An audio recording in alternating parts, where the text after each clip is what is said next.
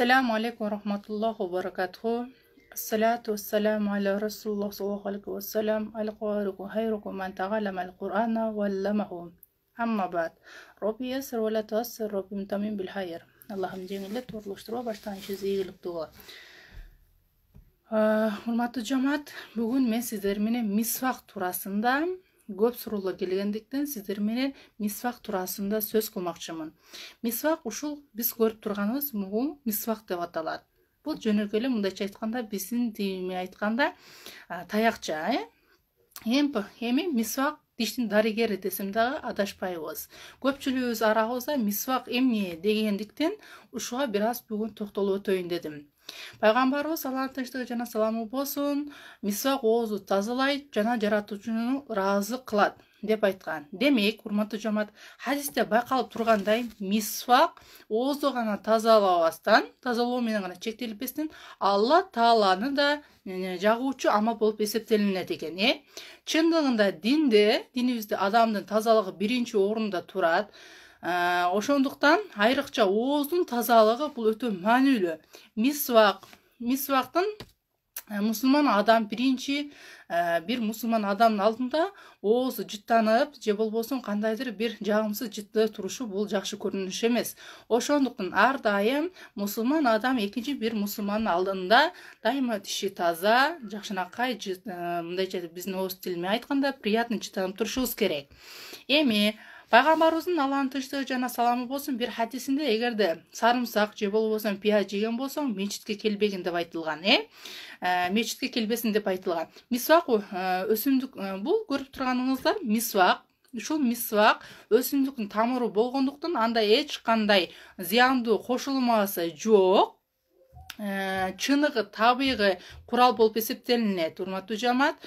Мунда бир гана ар дайым мисвак мисалы тазаланып жүргөн адамда, мисвак менен оозубузду тазалап жүргөн адамда эч кандай жагымсыз жыт калбайт. Ошол эле маалда оозубуздагы жагымсыз жыттан алыс олак болуп, жагымдуу жыттарды гана мындай приятный жыт пайда болот. Мындайча дайыма болуп турат.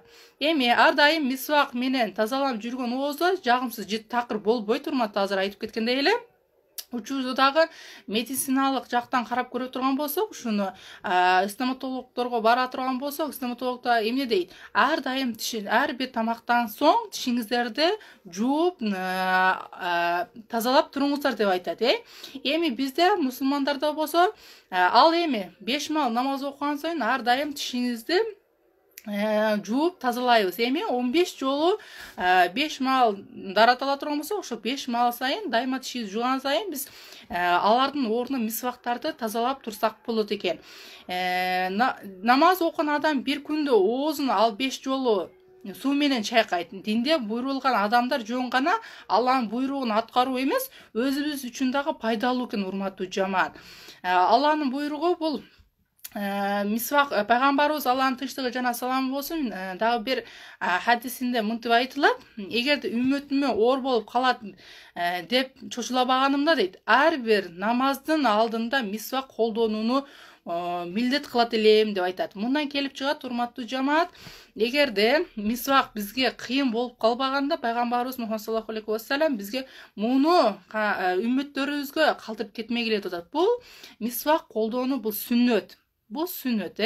Ошондуктан дайыма тишибизди мисвак менен колдонуп жүргөндөрдү байкасаңыздар, диштери татынакай, таза, аппакай болуп жүрөт.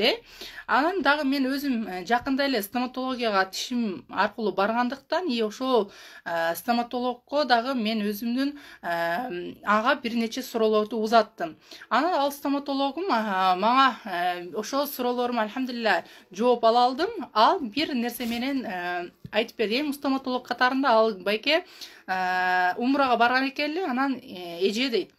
Ал жерде мен эң көп байкаганым дейт, ал жердеги адамдардын тиштери аппакай дейт, татынакай дейт, тегиз дейт. Анын сыры эмне деп сурап калсам, анын сыры ушул мисвакта дейт. Себеби алар дайыма карасаң, нар жакты карасаң, бул жакты карасаң дагы дайыма колунда мисвак жүрөт экен. Мисвак менен тишини дайыма тазалашат экен деди. Караңыздар, машалла. сиздер дагы стоматологко кайсыл жерге барсаңыздар дагы эмне дейт, дайыма ар бир тамактан кийин эмне дейт, тишиңиздерди жууңуздар деп айтып турат. Бул кичинекей мисал катарында. Ал эми тиш адамдын ден соолугу негизи сактоочу болуп эсептелгендиктен, урматтуу жамаат, оорулардын көбү тиштин туура эмес сактоосунан улам келип чыгат да. Ошондуктан биз дайыма тишибизге өзгөчө кам көрүшүбүз керек. Тамактын баардык тиш аркылуу чайналып өткөн соң, суудагы, жеп жаткан наныңыздагы, жеп жаткан эмне болбосун бар жогу тиш аркылуу өтөт. Ошонун бар жогун тиш аркылуу чайнайбыз. Ошол мисвакты колдонуубузду биз дайыма адат кылышыбыз керек. Кандайча адат кылабыз? Дайыма бош убактыңыз болгондо эле оңдон солго, солдон оңго кылып эле тишибизди мындай кылып тазалап тура беришибиз керек. Ушул мисвакты көрсөтүп коесузбу? Ушул мисвак. Мисвактын дагы азыр ар кандай түрлөрү бар, урматтуу жамаат. Бул кадимкидей эле бул мисвак өсүмдүктүн тамыры деп азыр айтып кеттим. Ушул эле мисвакты. Ушул мисвак аркылуу эле колдонсок болот бул жашообузга. Анан тиштин таза сактоо менен ооз көңдөйдөгү гигиенаны дагы сактаган болобуз. Көп оорулар эмнеден ушу тиш аркылуу келип чыккандыктан, ушу биздин тишибизден жагымсыз жыттар келип чыгат. Эми муга абайлап биздин көркүбүз тиш болуп атпайбы? Бетиңизге карап сүйлөсөң дагы эгер тишиңиз жок болсо, жакшынакай жаш болуп турсаңыз, тишиңиз бир канча бузуп коет десем дагы жаңылышпаймын. Бирок ошо тишке туура кам көрүшүбүз керек, урматтуу жамаат. Биз дайыма мисвак менен тишибизди колдонушубуз керек, анан щоткалар менен колдонушубуз керек. Дагы азыр пасталар чыгып калган. Стоматологко барсаң айтат, бир күндө канча тамак жесең, ошончо жолу тишиңди жууп тургун дейт. Ошого сиздер муну аласыздар, муну дагы тазалап жууп турушуңуздар керек. Бир колдонду болду, копкоюп чөнтөккө калып жүрө өргөн болбойт. Мунун дагы адеби бар. Өзүн тазага иштеткен соң, жакшынакай кылып, азыр эмне чыгып калган, мындай клеенкалар чыгып калыптыр, ошолорго ороп, татынакай болуп вирустарын микробторду жуктурбаш үчүн дагы. Аябай татынакай, бул удобный. Анан дагы айта кетчү нерсе бул тиш ооруларынын көбөйүүсүнөн да азыркы учурдагы эң көйгөйүү проблема, бизди элестетип көрсөңүз, мурунку апаларыбызды же болбосо аталарыбызды карасаң, диштери 80-90 жашка чейин карасаң, татынакай, өзүнүн тиши менен болчу эле. Азыркы жаштарды карасаң, стоматологдун сөзү менен айттым, өзүмдүн стоматологум айтты, 40 жашка жетпей эле дейт, тиштери дейт, түшүп калган дейт. Анан алга түшүп калган аз келсе дейт, каптама тиштерди салдырышат экен. Каптама деген эми өзүнүн тиши жок болуп атат, ошонун үстүнө мынтип туруп, басып тиштерди коюшат экен. Бул каптама тиш деп айтат экен. Эгер тишиңизди сиз дайыма такан, таза жүрбөсөңүз, ошол тишиңизге кариес түшөт дейт. Кариес деген дагы бир нече ооруларды айтып кетти, азыр эстей албай атамын. Айтып отурсаң, тиштин айынан көптөгөн оорулар пайда болот экен да. Биз билген жана билбеген оорулар пайда болот. Эң биздин органдарыбыздын бар жогу башаты бул тиштен башталат. Эгер өзүңүз деле логический жактан карап көрө турган болсоңуз, бир күндө тишиңиз аябагандай ооруп калды. Бир тишиңиз оорусо, баардык тишиңиз ооругандай эле сезе бересиздер, Ошол сыңары тиштин ал даражага алып барбаш үчүн дайыма тишти оңдон солго, солдон оңго кылып тишиңиздерди тазалап турушуңуздар керек. Ушул мисвак менен.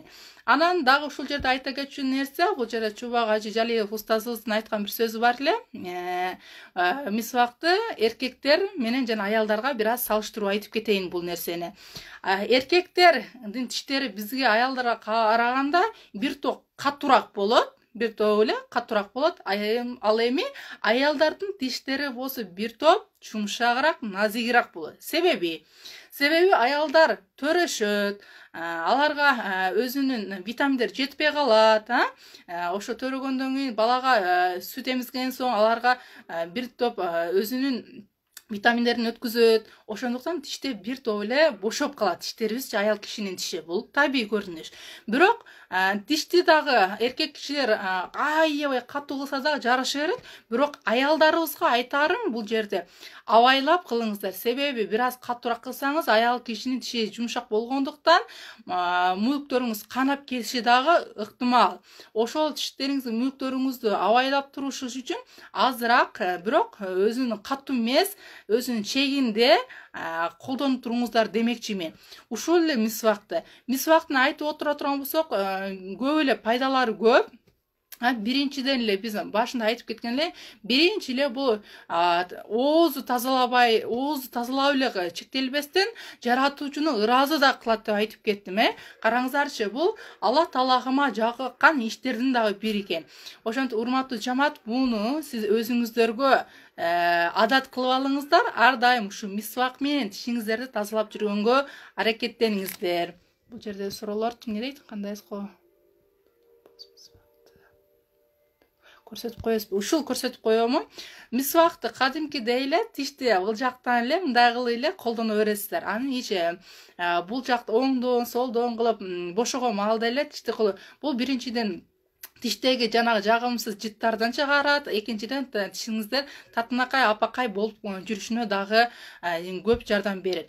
Айрыкча муну дайыма өзүңүз адат кылып алсаңыздар, тиштериңизге эң пайдалуу жана зыянсыз, эң биздин сүннөт болгон бул ушу мисвакты мен баарыңыздарга сунуш кылат элем. Бирок аял кишиге, өзгөчө аял кишиге абайлаңыздар, секиндик менен кылыңыздар, себеби тиштериңиздерди канатып алышыңыздар мүмкүн.